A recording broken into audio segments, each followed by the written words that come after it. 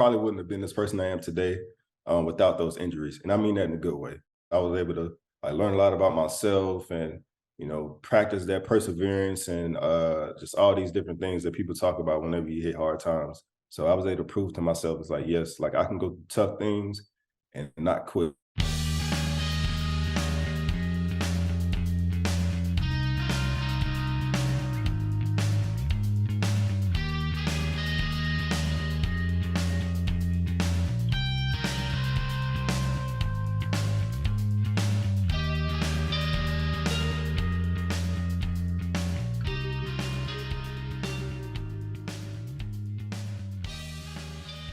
Welcome back, everybody, to another awesome episode of the Hey, Where'd You Go podcast. I'm your host, Collin Kushner, and we have another fantastic guest, former Mississippi State running back, former Indianapolis Colt.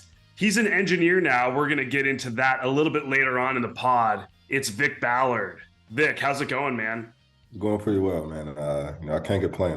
I'm in a blessed position in life, so I'm thankful for that. I'm so stoked to have you on the pod, man. Obviously, I grew up watching you in the NFL. And then on top of that, I saw on LinkedIn that you're now an engineer. And so my first thought was like, all right, we got to get this guy on the podcast ASAP. So thanks for hitting me back, man. Oh, no problem, man. It's my pleasure. Vick, let's start from the very beginning of your life. We're going to go all the way back, dude. You're from Pascagoula, Mississippi, right on the Gulf. What was it like growing up in Pascagoula? It was cool, it was all I knew at the time. So I really didn't have any complaints. A lot of older people when I was growing up, they would always talk about it, talk bad about it in some ways.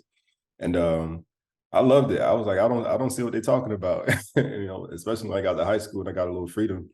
I thought it was the best place in the world. It's still a great place, but like I said, I feel like I had a pretty good upbringing, pretty good childhood. It's a blue collar town, so everybody works at either Chevron or Northrop Grumman or even, the small tourist industry that we have. But like I said, overall, man, it was a good experience. It's a nice little place to live and grow up and raise a family. When did you get introduced to football? Growing up in the Deep South, I feel like football in the Deep South are synonymous with one another. Was it an early introduction or something that happened maybe a little bit later on down the road? I would say it was definitely an early introduction, informally. Because I would play, just football with my friends in the apartment complex that I lived in. But my first time playing organized football was when I was 6 years old. So, like I say, still pretty early compared to a lot of people. And I pretty much played every year after that. I never missed a year until I finished playing for good. Did you pick running back from the start, or did that happen later? No, man, I was actually, I was a little too, because in the People League I played in, they had a weight limit. And unfortunately, I was too big to run the ball. So I started off as a lineman, offensive, defensive lineman. And I didn't play running back until my fourth year of organized football. What was that like when you were able to transition from playing line and then to being the guy who's carrying the ball a majority of the time? It was great, man. I mean, even though I was big, I was still one of the fastest guys on the team. I just couldn't run the ball because of the weight restrictions. But, whenever I was finally able to start running the ball, man, I was lighting it up. I was scoring 3 or 4 touchdowns a game. So, I never looked back after that. Was being a professional athlete something that was on your mind as a little kid, as well as being an engineer, or what did you want to be when you got older? I think that's the $1 million question here. Honestly, I don't know, man. I tell people all the time, my first time thinking that I had an opportunity to go to the NFL was my junior year of college. Because a woman it was after my junior season. A woman asked me, was I thinking about going to the draft? And I was like, damn, I'm good enough to get drafted. So that was the first time I thought about it. But as a youngster, I never had any aspirations to be a professional football player or engineer. I just was kind of doing what felt natural to me. I love that. And don't get me wrong, I think it's really cool when we're little kids and we get to you get to dream big and you're like, I want to be a lawyer, or I want to be a professional athlete or whatever. But I also think that's cool, though, just to not have that and just enjoy being a kid. Because I don't know, I feel like maybe there's a little sense of disappointment that comes along the way. I don't know. Yeah, no, that's completely true. And you see a lot of guys, or a lot of people in general, They when they're younger, they say, "Oh, I'm gonna do this," and rarely does anybody ever follow through with their plans. So I guess for me, I couldn't fail because I didn't have any aspirations. So whatever I did was gonna be good enough for me as long as I was happy. Yeah, it's interesting. You kind of bring up a really good point. I guess from your perspective, how important is it to not have such a concrete idea of what you want to do with your life? Because as you know, and you know probably better than anyone else, that life can change in an instant and you could be on one path and then all of a sudden you're diverted to something else. So how important is it to not stay so fixated on that path? I wouldn't say that it's not important. I would definitely. So I mean, I think it kind of worked out in my favor, but for most people, I feel like you need that guiding star. You know what I'm saying? Because a lot of times, especially if you grow up in certain environments, you need something to aspire to be. So if you aspire to be nothing, if you don't have any aspirations, you might fall into some of the traps that you see other people around you falling in. So to have, like I said, something to look forward to, at least something to get you around different types of people that think different ways, I think is important. But like I said, for me, I just did what felt natural to me, and I wasn't a bad kid. So luckily, I didn't fall into a lot of those traps. I love that, man. So you start playing running back in high school. What was that experience like? Once you started to get a little bit of attention. So anybody that like knows my football story, and from starting from high school, they know it's like I didn't get any love really until my senior year of football because I had another guy in front of me named Jonathan DeFlanders. That's my boy. He was and he was rightfully so the starter. He was awesome. I think our sophomore year in 8 games he had like 1,500 yards or something like that. So yeah, we was lighting it up. He was lighting it up. So I had to get in while I fit in. So. Um, but my senior year, we switched our offense, and I mean, I had my times, where I had a little shine, but my senior year is when I really started getting some notoriety because I actually moved to slot receiver. It was like a slot receiver slash running back type position. So that was the only way I can get on the field, and I took advantage of it. In terms of not like getting a lot of love or a lot of notoriety in high school, like did that affect you in any way, or was it pretty easy just to stay focused and just be locked in on doing whatever you had to do to get on the field? No, it definitely affected me because I felt like I was just as good or better than not, than anybody else on the Mississippi Gulf Coast. But it affected me, but it also made me work harder because I wasn't getting the notoriety. But my coach told me it was one weekend in my area. They always come out with this thing. Well, they used to come out with this thing called 12 Most Wanted, and it was the 12 highest recruited guys on the Gulf Coast. And I wasn't, in that conversation. And he called me and he told me, the cream always rises to the top, And so, I mean, I really didn't know what he was talking about then, but it made perfect sense now. Well, it's interesting. It's almost like if you just stay focused to your craft, and of course, I mean, obviously that the no love, I think is going to affect all of us, right? I don't think anyone's immune to that, but it's almost, I like that saying, the cream always rises to the top, because if you just stay focused, your work's eventually going to show up and show out. Yeah, if you're good enough, because sometimes people think they're the cream, but yeah, not so much. So from high school, you went off to Mississippi Gulf Coast Community College. When you got to MGCC, wow, it's a long. when you got to Mississippi Gulf Coast Community College, what was your goal once you got there in football wise? So I really same man. I really didn't have any goals. I'm gonna just be straight up. But I knew that I was always planning to get to the next level.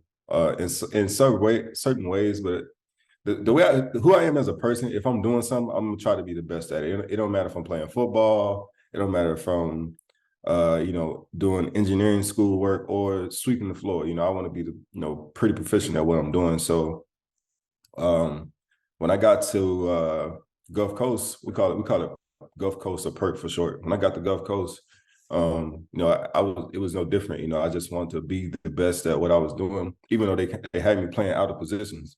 because I went from, like I said, my senior year of high school playing a slot receiver type position, and then my freshman year of college they moved me to fullback. So like completely different. But I had the ability. It's just I had to get in where I fit in, and even though I played fullback, I led the team in touchdowns. Like I think I had like 12 touchdowns a year. It was crazy, yeah, because they used to put me in for short yardage situations, and I would take it like 50 yards to the crib. So my position wasn't really designed to carry the football, but they put it in place for me to carry the football. So um, but yeah, back to your original question, man. I guess I didn't have any like goals. I was always just want to be the best at what I was doing. Where do you get the mentality of wanting to be the best at everything that you do? Does that come from your upbringing, your family, or from within yourself? Like, where did that come from? Honestly, man, I can't say you can. I mean, obviously, you are a collection of your circle of influence, the people that's closest to you. But I can't put a finger on exactly where it came from. I selfishly, I would say, oh, that's all me. But I know it had. I know it had to do with those around me. No, and maybe a combination of both. But like I said, I found that out about myself that if I'm doing something, I want to be, you know, pretty good at it because I don't know. It's like I said, it's just how I'm made up. Do you think the lack of love and notoriety in high school helped fuel you at Gulf Coast Community College because you tore it up there and then you were able to parlay that into an opportunity over at Mississippi State? Yeah. I mean, it was kind of like even at Gulf Coast, it was kind of the same. I really didn't get any notoriety from there either. It's a crazy story, man, because like I said, my freshman year I tore it up. Relatively speaking, like I said, I led the team in touchdowns, and my sophomore year I really lit it up. Like I had like 20 touchdowns and almost 2,000 yards in like 12 games, and Mississippi State was my only like good offer. I had another offer from the University of Troy. No disrespect to Troy, but I just always felt like I had major D1 talent. But I wasn't even getting love from like smaller D1 schools. So I was confused. Matter of fact, nobody was calling me. Only Troy, and I started talking to Mississippi State on accident. I want to say accident. It was like a chance interaction. I'm dead serious, man. I had went back to my high school to visit my head coach, and there was a recruiter from Mississippi State recruiting one of the guys that went to my high school, and my coach introduced me to him, and we exchanged numbers, and that's how I started talking to Mississippi State. Wow, it's crazy, dude. So no love coming out of high school, no love coming out of community college, and then eventually you get to Mississippi State. From your perspective now that we've had some time and some distance away from those moments, like why? Man, I don't know. They say everything happened for a reason. So if that's true, I just I play the cards that's dealt to me, man. I used to think why, but yeah, I don't regret any of the way everything unfolded for me. I don't regret it. So it put me in a good position in life, and for that, I just take it for what it is. I wish we could get tipped off, dude. Like when things just aren't working out in the moment the way that we want. I wish there was like a little tip off, like, hey, dude, like it's gonna work out for you in like 5 to 7 years. Don't worry about it. You know what I mean? Yeah, but even if somebody told you that, you still wouldn't believe it though, because you in the situation right now. So it's like it's hard to see around that. You know, even like me knowing that, what I'm saying? Like I know that, bad times don't last forever. And if you work hard, eventually the sun will start shining again. But while you're going through that situation, you can't see that. It's like it's doom and gloom. But just keep working. I love the saying that the sun will shine again. That's been close friends have told that to me during some dark moments in my life. And of course, in the middle, I'm like, there's no freaking way. And then, of course, you go through some life a couple years later, you're like, oh yeah, the sun definitely comes out again. I love that, man. I really do. Yeah, to quote 50 Cent, man, he say, joy wouldn't feel so good if it wasn't for pain. So, you need that duality. That's facts, dude. That's extreme facts. So you finally get to Mississippi State. I'm just so fascinated by this because you're under the radar, under the radar. You get to Mississippi State. You rushed for 19 touchdowns in 2010 as a Bulldog, and that's still a school record. So did you just channel all of that lack of notoriety and just being like, hey guys, like I am legit and this is what I can do. Here you go. Nah, man. I wish I would say that I did, but I didn't. It was just it was just I was like, okay, I'm here now. Like how do I become the best at what I'm doing right now? It was always about becoming the best at what I'm doing, or the best I could be anyway. I didn't have any expectations for myself, and I just my thing is like I knew if I handle all the small details like working hard, being on time, all the little small things, everything else will handle itself. And like I said, I did all those things, and at the end of that season, I actually had 20 touchdowns. But one of them was considered it was an option play, but he lateraled it kind of forward, so they called it a passing touchdown. So I had 20 touchdowns, but they officially 19 rushing touchdowns. So, but yeah, I actually led the SEC that year in touchdowns. So in my first year at a major university. So, but it never even occurred. I was just doing like I said, just doing what I always did, just working hard, and a lot of times when you work hard, things work out for themselves.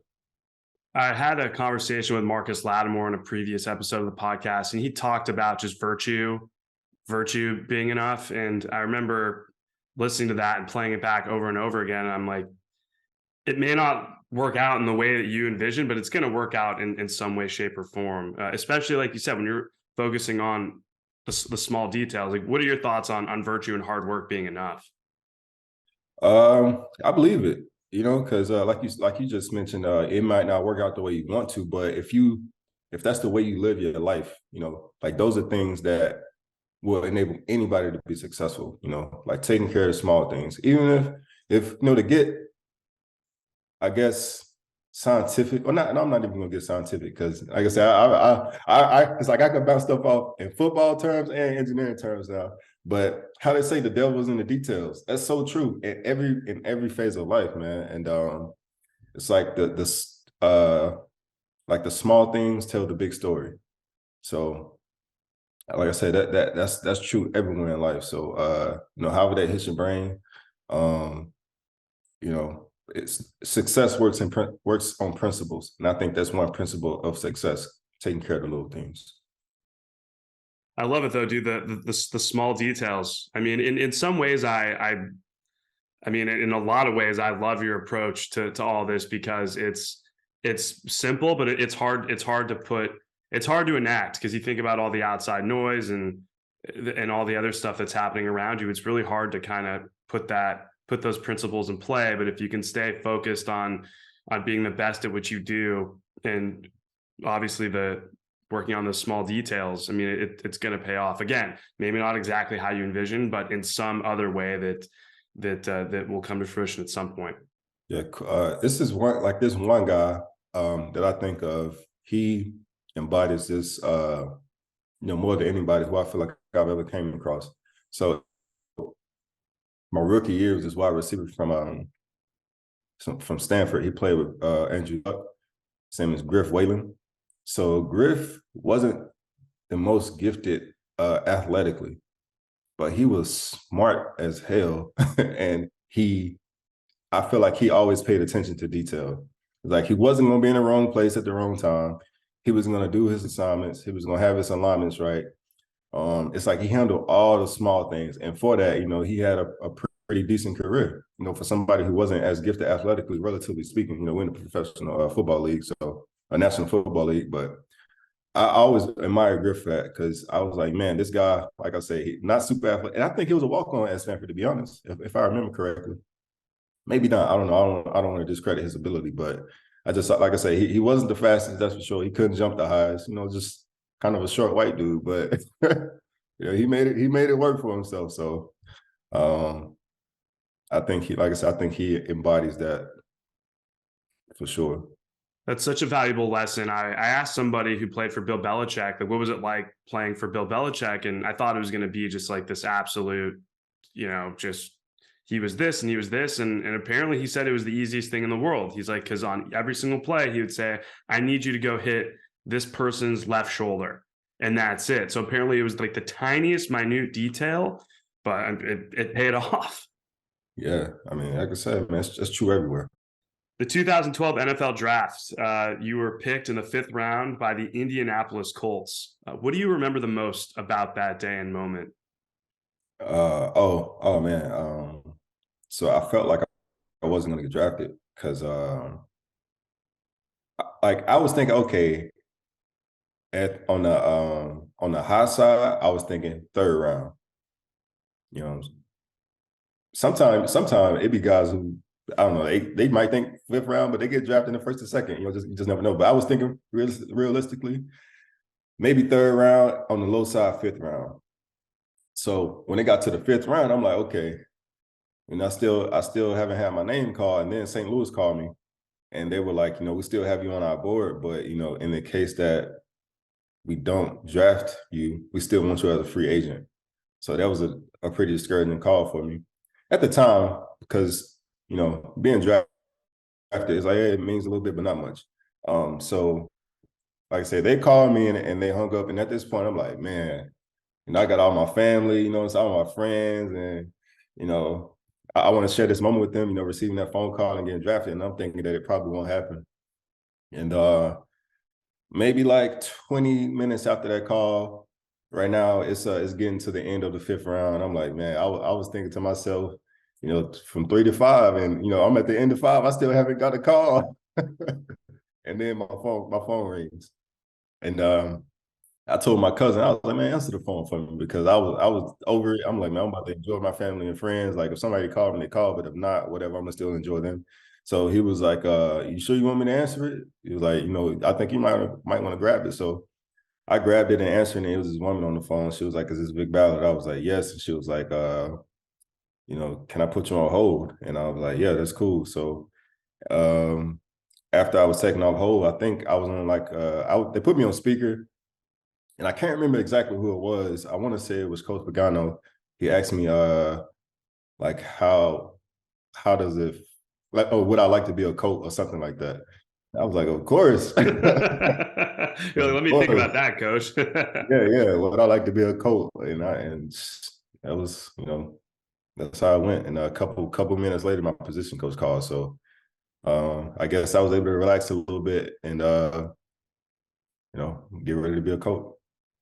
Emotionally for you, just given what you had gone through before with again, we're going back to the lack of notoriety or the lack of love, so to speak, from an emotional perspective, like, did it just feel like finally, like, or was it kind of that same mentality of, all right, this is awesome, my hard work has paid off, and now we got to continue working on the small details? It was kind of both. It was kind of like finally, and also like, dang, like, how did I slip this far back? And I probably didn't slip back. That's probably just where I was, where I was rated. But like, relatively speaking, because at this time, like I said, I'm getting drafted, but also I'm thinking about all the guys who, like, those 12 guys that was on that 12 most wanted list, right, from high school. Like, none of them got drafted. And it's like, okay, like, whoever came out with that article was obviously wrong about me. You know what I'm saying? And it's like, so I got a little satisfaction from that. Nothing against them. Like, I love them guys. I still talk to them to this day. It's like, I felt a little bit of satisfaction from that, but I also felt like, man, I should have been drafted higher, because I felt like my stats were comparable and my level of play was comparable to some of the guys that got drafted ahead of me, or rated ahead of me the whole draft. And so I feel like as a running back, I feel like I have a pretty good beat on good running back talent, because I play the position. It's what at the time, that's what I was living and breathing every day. And a lot of times, like, you have like GMs and scouts, the one, like, these people are kind of analyzing these different players and giving them ratings. And sometimes I felt like they didn't know what they were talking about. So, like I said, in my mind, it was only 2 people who I felt like were better than me and coming out with me. It was Doug Martin and Trent Richardson. Anybody else? And I was like, nah, I'm just as good as them. I'm just as good as them. But Doug Martin and Trent Richardson, I was like, okay, if they get drafted ahead of me, I'm perfectly fine with that. Do you think in some ways it's almost like an endless trap? You think about you get drafted to the NFL. Just if you think about that singularly, take out where you got drafted, that's you're doing something that millions of people will never have the opportunity to do or just maybe can't do from an athletic perspective. So in some ways you kind of see it as like an endless trap because you get picked, but then it's almost like the mind and I'm just using football as merely an example here. It's almost like the mind picks up like, cool, you got drafted, but no, you were drafted in the 5th round and all these other guys were taken before you. And why were they taken before you? You know what I mean? Yeah, I think it's just the competitive nature of athletes or anybody in general. You know, if you're a competitor, you look at your place, you know, and whatever that hierarchy is, you know, is relative. But you look at your places like, man, you know, I'm better than that person. So like you feel some type of way about it, and that's pretty much how I felt. Because I don't know, a little bit of it was probably ego as well. Because like I said, I felt like I should have been ranked a little bit higher, but you know, like I said, you know, now that after I got drafted and after I got with the team, I started seeing it was like, okay, drafted or undrafted, it really doesn't matter. I think the big difference was, I mean, obviously the amount of signing bonus you got, especially if you were drafted in the later rounds. I would say if you got drafted in the first or second round, I think it really means something. But you know, the rounds that came after that, it's like you might get an opportunity first, but eventually they're gonna play the best person. So if you're the best person at that position, you know, that's just you're gonna play. I mean, that makes complete sense just in terms of financially from the first 2 rounds and everything after that. Like, I guess I think that's the point that I forget sometimes where it's like, wait a second, you got drafted, cool, but then you think, okay, well, the monetary compensation involved, and do I have a spot on this roster, and all the other things that come into play. Yeah, yeah. The biggest thing is just getting a spot on the roster, as you mentioned, and you know, after that, just work hard, and eventually, like I said earlier, man, the cream rise to the top. So, yeah. Vic, what do you remember about October 28th, 2012? A lot of people refer back to that play when they think of me. You know what I'm saying? So, but I was just out there balling. I think that was I want to say my first or second game starting. So I really wasn't, you know, thinking too much of it. I was just trying to seize the opportunity at hand. I remember that game also. It was kind of one of the first games I started to feel comfortable with the system because I struggled, you know, I was struggling. And yeah, it was actually early in the game I had fumbled. And you know, as a running back, that's one of the, you know, cardinal sins. You know, you can't fumble, and we didn't lose it because we got lucky. On the play that I fumbled, somebody jumped offside, so the play was dead, so they didn't get the ball. But still, it was a fumble. It was a fumble, you know, on my resume. But you know, luckily I was able to make it up with that play. So And that wasn't just any ordinary touchdown. It was your first career NFL touchdown, and it happened in overtime against the Tennessee Titans. Where Vic, when I watched that video, it looks like you jumped like 10 yards to kind of corkscrew into the end zone. And like I look it back and they're slowing it down. I'm like, how the heck did this guy do that? yeah, it was I remember it like everything I was thinking and everything. Actually, man, I'm gonna just go through the whole spiel because I don't know. So but that play that we ran, it was a play that BA kind of drew up in the dirt, and BA is Bruce Arians. So he just kind of actually he said I think he saw Virginia Tech run something similar that prior week when they were playing. And he came in and we didn't even have a legit name for it. We just called it like old football player, some BS like that. And we ran it one time in practice. It was like, oh, it worked in practice. And we never ran it again. We never ran it again.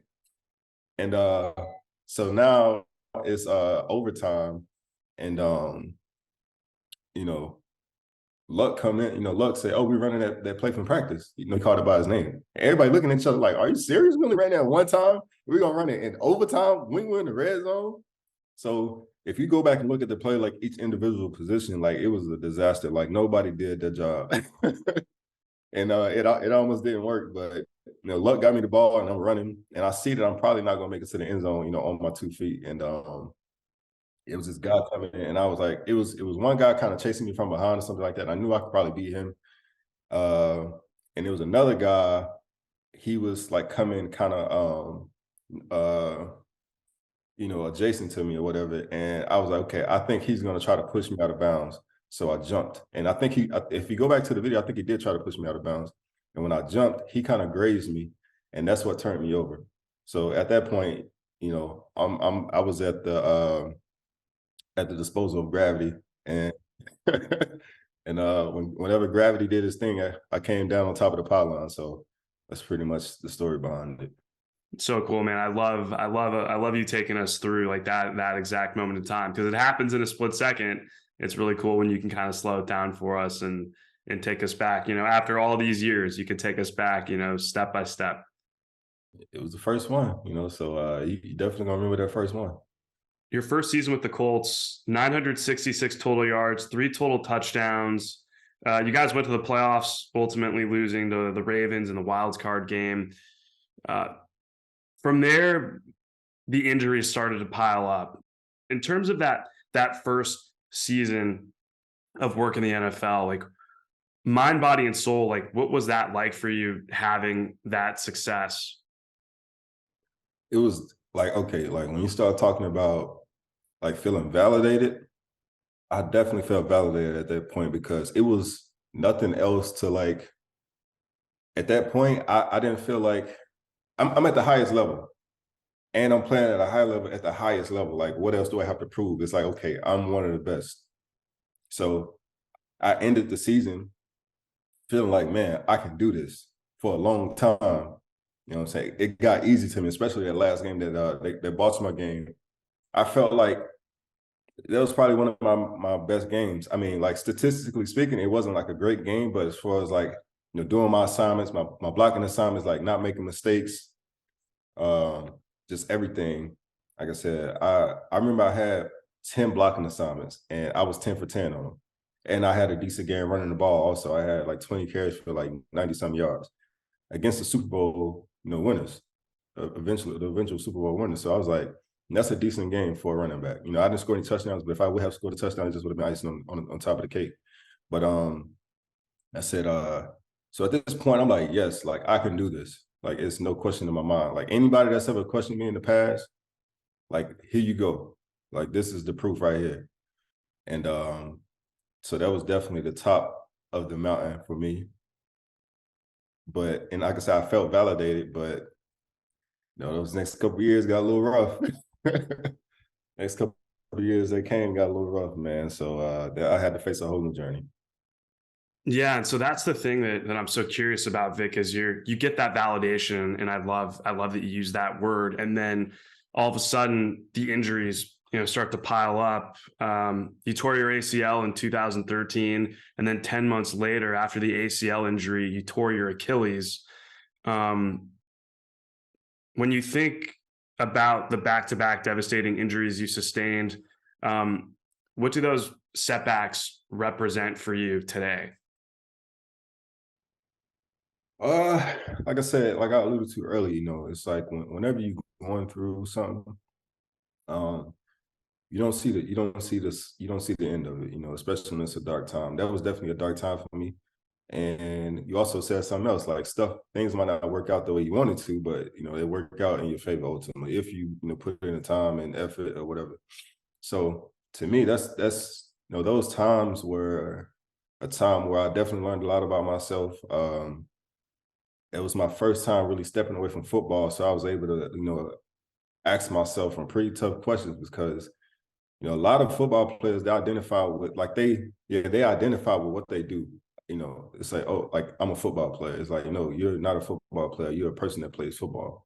So like coming to that realization for myself, I had to figure out who was I when I wasn't playing football. And like I say, that time away definitely enabled me to do that. And that's how, I'm pretty like the person who I am today. I probably wouldn't have been this person I am today without those injuries. And I mean that in a good way, you know what I'm saying? Because I was able to like learn a lot about myself and, practice that perseverance and just all these different things that people talk about whenever you hit hard times. So I was able to prove to myself, it's like, yes, like I can go through tough things and not quit. So I think that's what they mean to me.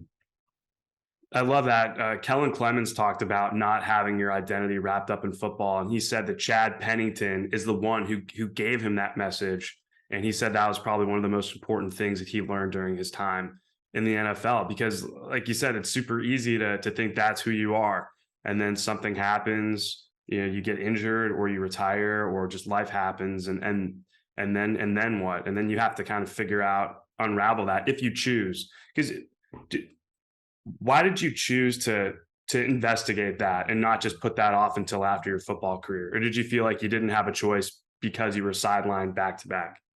I didn't have a choice, man. That's 2 years worth of, you know, sitting with your thoughts. You can't run from your thoughts. You can run from a lot of stuff, but your thoughts are with you 24/7 unless you sleep. And sometimes they with you even in your sleep, even in your dreams. So I had to confront it. I had to walk into it, and I knew that was the only way to get through it was confronting it. And it was tough, you know, but eventually I felt like I got the answers I needed. And like I say, here I am today. I mean, it wasn't like a effort completely, like a complete individual effort. Obviously, I had to kind of reach out to people that was in my circle. I got into reading around that time. Like I read a lot of books, and definitely gave me clarity. Um, because it's like sometimes you don't. It's like you don't know what you don't know, and there are thoughts that you just can't think because you're not exposed to the information. And like I say, books and my circle of influence, they definitely helped me kind of not really guide me because it's like I like to feel like I chose who I am, based off how I feel. But they kind of like they gave me the tools to become my own person. Well, heck yeah, man. I mean, you chose the path of, hey, like I'm gonna figure this out. And then I think once you make a choice, then your circle comes in and then they can help guide you once you've ultimately made um, that decision for yourself. I saw on your Instagram page that you have a lot of pictures of books and quotes highlighted. What did you read during that time? What are you reading today? And like, what's the meaning behind all the stuff that you post? Man, I mean, the meaning is however it hits your brain, that's what it's supposed to mean. Like if you read it. I know for me, it probably like some quotes I'll read it and it mean one thing today, but I'll read it again tomorrow, it means something different, you know. But back then I was reading a lot of like I guess they would call it self-help. A lot of just a lot, man. Like remember the first book I read was I think it was called Strength of a Champion. It was this guy, I can't think of his name. OJ Brigance, I want to say. He played for he played for Baltimore back in the day and was diagnosed with ALS. So I think that was the first book I read because like here's this guy facing these crazy challenges, and he don't even have body function anymore. Like he couldn't get around on his own. So it kind of put stuff in perspective for me. And he talked about a lot of people I knew also. So it's like, man, it just kind of it was a nice book to read. And from there, I just went crazy with the books, man. I read read this, I mean, like a lot of people, they read Rich Dad Poor Dad. And that book was definitely pivotal in my life because like many athletes, they don't know what to do with their money. And that book kind of gave me my initial like thrust into financial literacy. I read the most favorite book I read, and I like to say probably the most influential book was a book called Road Less Traveled. And it's written by a guy named Scott Peck. He's a psychiatrist, and the book was written back in like the 50s or 60s or something like that. But I feel like the values and principles and things that he talks about still holds weight to this day. Um, at the time, it definitely challenged my vocabulary, man. Because I was having to read it with my phone open to like Google certain words to see what he was talking about to get the true meaning of what he was saying. But once I got it, I was like, man, that is so beautiful. Like I just felt like that book was a gift. Like it came to me at the right time, man, because that definitely gave me clarity in terms of a lot of things that I was struggling with. But from there, man, I just started stacking them up, man. Like I was trying to read anything I could get my hands on, just trying to get my knowledge up. And like I said, I'm thankful. And without those injuries, I probably wouldn't have ever picked any of those books up. So that's the silver lining of it.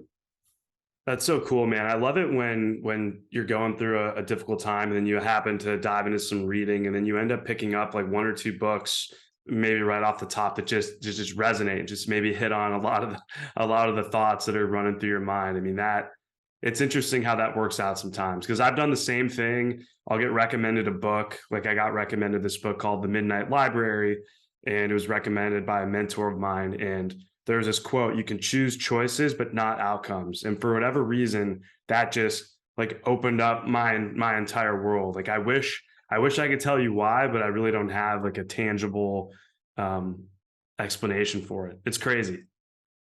I understand completely, man. It's like, you get that. It's like I always tell my buddies, man, the reason why I love books is because you can read one sentence that will change your complete perspective on life. It's like that potential. And it sounds like that's what that kind of happened for you. It's like you read one sentence and it completely like change the way you change your approach to life. Yeah, it's just one of those things where you never think that could happen. Then you decide to take because that's such a reading is a huge tool, whether it's a self-help book or a book about somebody who's going through something and it's persevered. I think regardless if you're open to it, it can really kind of give you some perspective and context about your life. Exactly, man. I love it, man. Like I said, I don't read as much today, but I do still dabble. And I shouldn't say dabble. I'm just not as frequent as I used to. And like I love like actual hard books. And I was like anti-audiobook because I like to like read and like highlight, man. But now I'm like my schedule doesn't really permit me to, sit down and like actually take the time out to read like a hard copy. So I've been into the audiobooks lately. So What was it like playing with Andrew Luck? it was great, man. Man, I got so much respect for Luck, not just as a football player, I think more as a person than a football player. So he's just one of those guys. A lot of people don't know him personally; they just know what they see in the media. But he's one of the most genuine people you'll ever meet, man. When I was going through my situation, Andrew Luck's a big reader as well. You would always see his face in the book. And when I think I tore my ACL, he gave me a book called Unbroken. Um, I forget the character, but it's a true story. It's about this guy who was in a concentration camp for like, years. He was a prisoner of war.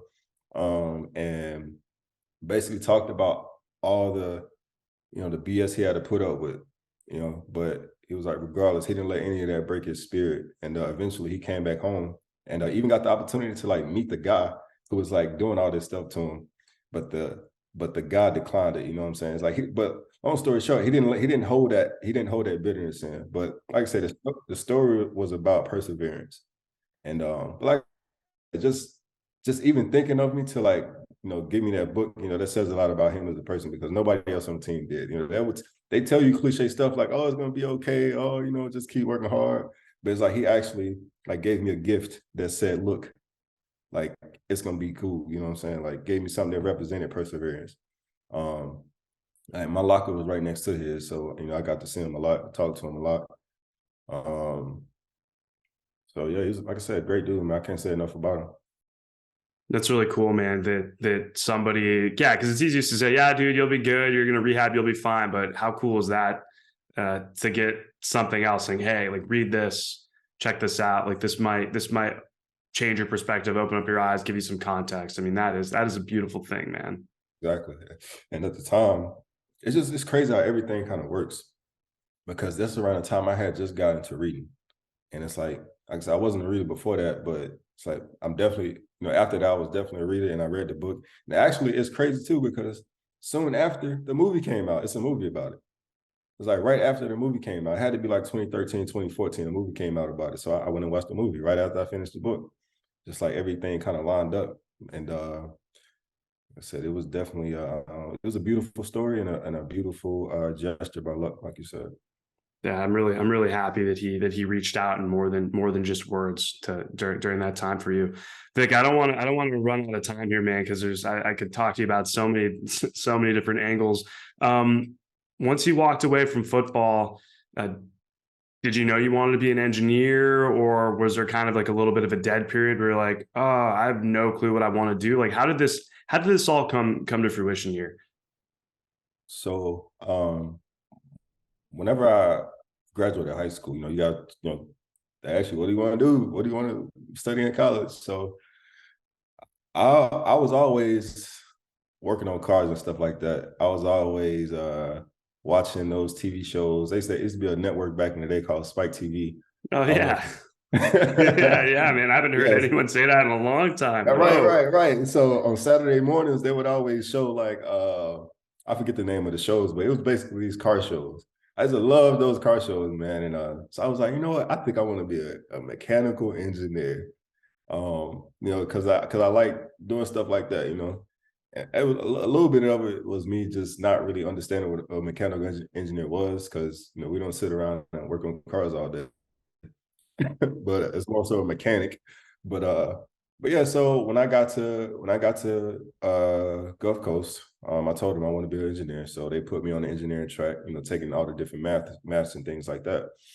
When I got to Mississippi State, that was like, we need to choose something else. You need to choose something else because, I mean, granted, it was a tough curriculum, but also it was a lot of the classes conflicted with practice. So, they wasn't having that. So I chose business, and I studied business and graduated with a business degree. And so whenever I got finished with football, it's like, okay, like you said, I did have that little dead period where it's like, what do I do with the rest of my life or whatever. So I was like, you know what? I was 26. I was like, I think I'm gonna go back to school for engineering. Something I always wanted to do, something that, I was kind of denied of in the past. But also I think part of me also, it was it was one of those things too. It's like, man, I think I'm strong enough to be an engineer. It was kind of one of those things where I feel like I'm like I was talking about when I was getting drafted. I felt like it's a lot of guys wasn't that much better than me, if at all. And when I looked at engineers, they got um, this perception of, man, they're like super smart, right? So I was like, I can be an engineer too. I could be an engineer as well. So like, I'm going back to school to be an engineer. So part of it was ego, part of it was me like trying to achieve a childhood goal, and another part of it was like, man, I need to find something that can give me a decent life, So I went off on a journey.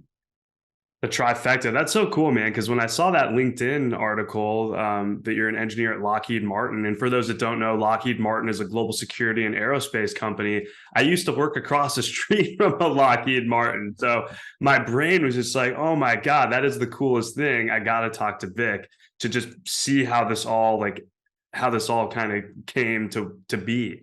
Yeah, and working for Lockheed Martin as an engineer, that's like going to the NFL again. Yeah, man.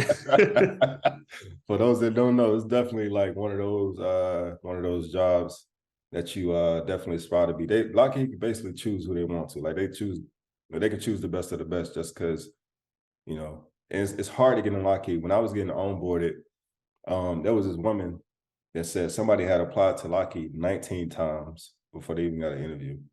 I was like, damn, like I got in the first first time I applied, first interview, man, got a job offer. So I'm definitely grateful for that. I love it. You made it to the NFL twice. I mean, yeah, Lockheed Martin. That's the cream always rises to the top. I guess so, man. I guess so. Like I said, a lot of people don't know who Lockheed Martin is, but in the engineering world, like I said, it's definitely one of those type jobs where you're like, okay, I've made it. How have you been able to channel all of those years playing football, playing in college, playing in the NFL, over to being an engineer over at Lockheed Martin? Um, well, first I had to get through the curriculum, because I don't want to skim over that, because it was definitely tough. Like I said, it probably was good that I didn't major in it the first time I went to college. So like all those things that I was just talking about earlier, like perseverance, taking care of the small things, being organized, being on time, really a lot of the small things. It's like that definitely helps put you in position to be the best you can be, to perform the best that you can perform, because it got rough at times, man. It's like, so also I want to say this, like a lot of times in football, especially like in the strength and conditioning portion of it, it's like can you suffer in silence and keep going? And it's like, because in football, it's they big on mental toughness. So they push you as much as possible, especially at the collegiate level. They push you as much as possible to try to get you to your breaking point. And I always felt like that's what engineering school was like. It's like, can you suffer in silence? It's like, yes, you tired. Yes, you don't. It's no way possible that you can finish this and do good, but can you keep going? And for me, I'm like, I done did this already. It's like, as long as I know that I'm moving forward, that's all I need to know. And eventually, I struggled enough, suffered enough in silence, and eventually walked across the stage. And like I said, just but at work, work it's not hard. It's not hard at all. So it's nothing like it was going to school.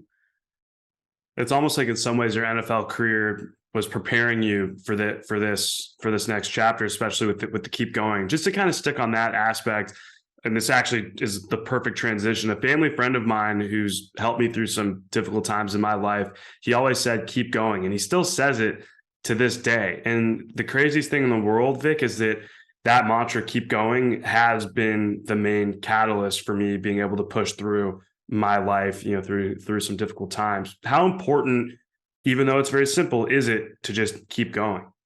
It's very important. Life goes on. Things are going to happen. I always say life is a series of problems to solve. You know what I'm saying? So after you solve one problem, you got a next one. You got another one coming. But like I said, you just got to keep going. If you stop and start feeling sorry for yourself, it's like that's a recipe for disaster. It's like I feel like when you start feeling sorry for yourself, you develop bad habits, you develop this aura of like negativity, and people don't want to be around stuff like that. I know I don't either anyway. It's like I want to be around positive people. Yeah, everybody gonna struggle with something. You know what I'm saying? Everybody has their thing. But like you said, keep going. Like what type of attitude do you have when you're going through this thing? If you're a positive person, like, man, you're gonna be around more positive people, and it's gonna help you out. You know what I'm saying? It's a mindset game, man. So if you can have the right mindset during your times of adversity, it makes it that much more easier. I mean, obviously, I didn't know these things before. I will be honest. I was definitely negative at times when I was going through my injuries. But now that I'm on the other side I'm on the other side of all this stuff. I understand now. It's like, what type of attitude do you have, and what are you learning in the process? Do you think resilience is derived through life experiences, or is it some innate ability that some of us have and some of us don't have? That's honestly, I've been asking my same thing, man. I'm not sure because I think resiliency is a function of confidence as well. If you're a confident person and confident in your abilities, if when you face stuff, it's like, okay, I know I'm gonna get through this. You know what I'm saying? And because you think like that, you can push through it. But I feel like some people, like I was telling somebody this other day as well, I feel like some people never struggled for anything and succeeded at it because well, they never found anything to struggle for. So it's like they don't understand resilience and perseverance and stuff like that because they just always take what they were given. You know what I'm saying? So you're not able to channel in your inner ego, you know what I'm saying, that like kind of push yourself through those tough situations. It's just like you just kind of existing. I don't know how to explain it. I don't think I really thought through what I'm trying to say right now, but I, like I said, I don't know. That's a good question, man. I do feel like some people. Well, I would say this. I think if sports can teach it, or any type of, I shouldn't even say sports, any type of organized extracurricular activity, I feel like can teach resiliency, or it can bring it out of you. But I don't know if people are born with it, man. It's like that's a good question. I know that's kind of an esoteric question, but just, from our conversations, like it was just one of those things where I'm always curious because I don't think there is a wrong answer necessarily, but it's something I kick around in my head like all the time. Like, was I able to get through certain obstacles in my life because of my hockey career and there was adversity there? And then that was built up, from the age of like 6 to, teenage, I don't know. And again, like I wish there was like some way we can measure it, or maybe we could text each other later and if we have the answer, but But like I said earlier, I do think confidence has something to do with it as well.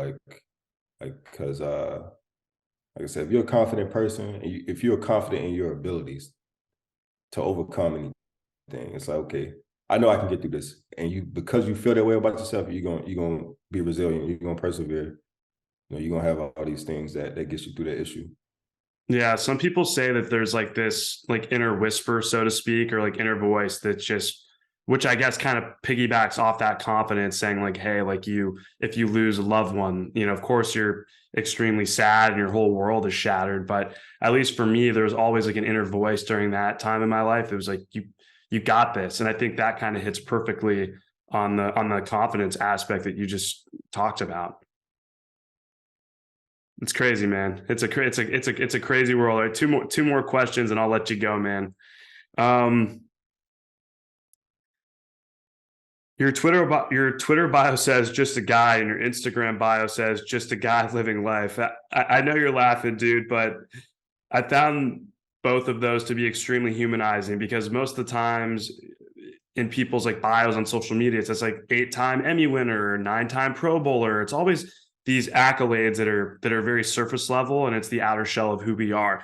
Yours, I loved because like I'm just a guy living life. Um, what are your thoughts on that, or was there any intentional meaning behind that? Definitely, you just hit it on the head, man. It's like you have a lot of people out here, like, talking themselves up, saying, "Oh, I do this, I do that." You know what I'm saying? Which is true, which is okay. You know what I'm saying? But it's not who you are. You know what I'm saying? It's just what you did with your life. And, it's their accolades. I got a lot of accolades, but I don't like wear them on my shoulder because that's not where my value as a person comes from. You know, it's like I'm a person having a human experience. And like I said, I just want to humanize myself. I never want to make anybody feel like I'm bigger than life because like, yeah, I've done some things with my life that a lot of people, would aspire to do or wish they could do. But at the end of the day, I'm just like you. Like I wake up, I have issues, I struggle with things, you know what I'm saying? But I push through it. I have a human experience as well, you know what I'm saying? So if I can do it, you can do it as well.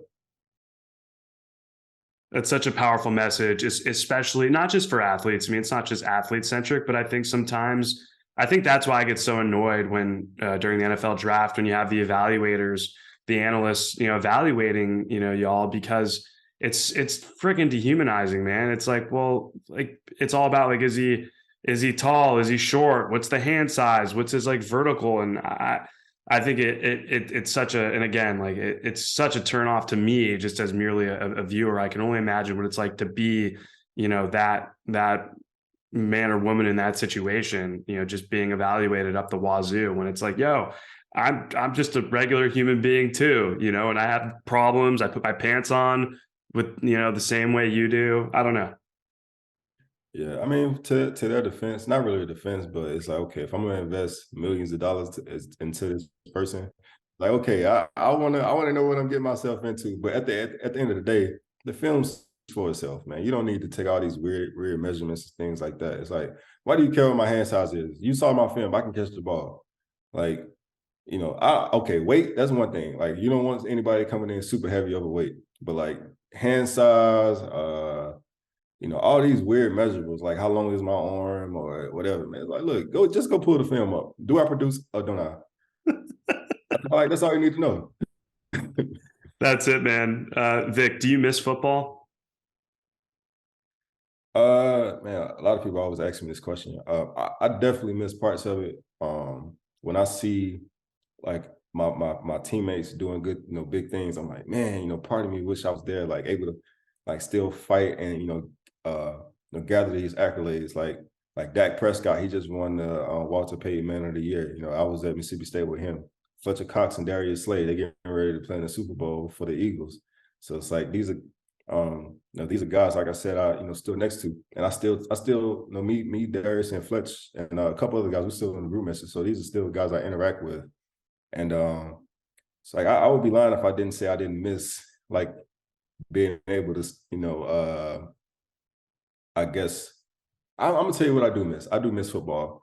I miss being a expert at my craft, and I don't really know how to explain that. It's like I found a sense of like fulfillment from, like I say, being the best of the best, and I think that kind of goes back to my ego. but it's like it's a great feeling when like people look at you as an expert. All the years of your hard work and your grinding, like you got this wealth of knowledge in this one area, and now you're being compensated, being compensated for it as well. But I mean, aside from the money, like I said, I definitely miss being an expert at my craft. Well, dude, you're on the way of being an expert as an engineer. So I look forward to seeing and hearing about all the awesome things you do, man. That's so cool. And Vick Ballard, an engineer at Lockheed Martin. I got a nice ring to it, man. I'm definitely I was surprised they offered me, but at the end of the day, if they offer me, I deserve to be there. So I'm running with it. Absolutely, man. Vick, I appreciate the time. I appreciate you, man.